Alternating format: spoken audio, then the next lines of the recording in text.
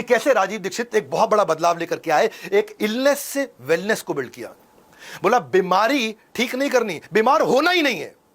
बोला पिंपल पे ऑइंटमेंट नहीं लगाना, पूरा खून साफ कर दो, पिंपल आए ही नहीं।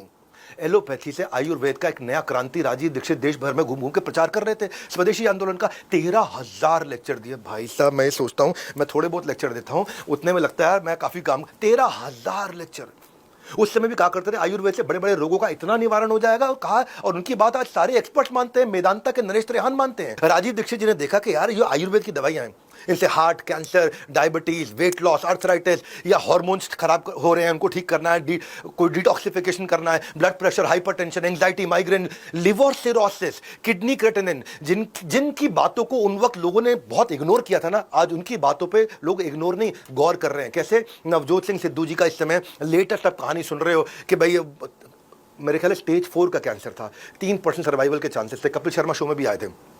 भाई नींबू पानी, कच्ची हल्दी या नीम के पत्ते, तुलसी, या फिर पपीते का जूस, अनार का जूस, आंवले का जूस, बीटरूट का जूस, ये वॉलनट खाना, ये सब करना। तो सिद्धू जी की जो वाइफ है बहुत खराब हालत में थी, और वहां से बिना शुगर, बिना कार्बोहाइड्रेट का जो राजीव दीक्षित जी बताते थे, 6 महीने के अंदर कैंसर से बाहर निकल के आई। उन्होंने आकर के खुद ही ट्वीट करके बताया, stage 4 cancer metastasis, doctors giving her 3% chance. मैंने अपनी बेटी को कहा, बेटा हम ये डाइट शुरू करेंगे, वाटर विद नींबू, उसके साथ कच्ची हल्दी, उसके साथ एक लहसुन और सेब का सिरका। कैंसर कैन बी डिफीटेड अगर आप अपने लाइफस्टाइल को चेंज करें। आयुर्वेद जो है ना, सिद्धू जी से, राजीव दीक्षित जी से, ये सबसे देख करके मुझे समझ में आया इलनेस से वेलनेस में जा रहा है।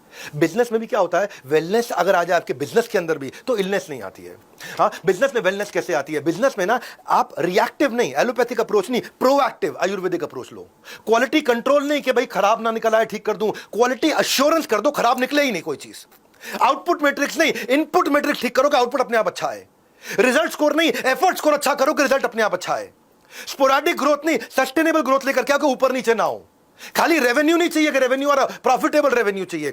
ये आयुर्वेदिक स्टाइल है बिजनेस करने का। हैंड एंड लेग से बिजनेस नहीं, हेड एंड हार्ट से बिजनेस होता है। हाँ, जब हेड एंड हार्ट आ जाता है, यानी कि अंदर से होलिस्टिक ट्रीटमेंट, प्रोडक्ट में वैल्यू प्रपोजिशन आ जाता है, एक्सपेंशन नहीं, एफिशिएंसी भी आ जाती है। बिजनेस क्रेडिट लाइन से नहीं, कैश फ्लो से चलना चाहिए। इसको बोलते हैं इलनेस नहीं, वेलनेस चाहिए। आगे चलते हैं। टाइकून सीरीज में सबसे इंपॉर्टेंट चीज यहां पे क्या है कि राजीव दीक्षित जी वो टाइकून है जिनके ब्लूप्रिंट से बड़े एम्पायर बने। ये वो टाइकून है जिन्होंने बहुत टाइकून्स पैदा किए। क्या इमामी कंपनी, वो जन्म ही इसलिए हुआ क्योंकि राजीव दीक्षित जी ने खुद आकर के उनके बारे में बोला था। 2004 से 2010 तक राजीव दीक्षित जी की पॉपुलैरिटी चरम सीमा पे थी। सभी सभाओं के अंदर बहुत भीड़ आया करती थी। आयुर्वेद को लेकर के सेंटिमेंट बिल्ड हो रहा था। लोगों ने पैसा कमाना शुरू किया। कैसे किया? राजीव दीक्षित जी आए, एलोवेरा की तारीफ करी, डंडी तोड़ो, उसको छीलो, उसके रस को अपने फेस पे मल लो और स्किन फ्रेश रहेगी। इन्होंने क्या ऑर्गेनिक एलोवेरा का जेल लॉन्च कर दिया। बोरोप्लस के ब्रांड में 72% मार्केट शेयर है। वो आज एलोवेरा जेल इनका पूरा यूक्रेन इस्तेमाल कर रहा है। यूक्रेन का हाईएस्ट सेलिंग है, रशिया का हाईएस्ट सेलिंग है, नेपाल का हाईएस्ट सेलिंग है। ये यूक्रेन रशिया आपस में भिड़ रहे हैं, ये भाई साहब अपना एलोवेरा वहां बेच रहे हैं आराम से जाकर के बोरोप्लस के रूप में।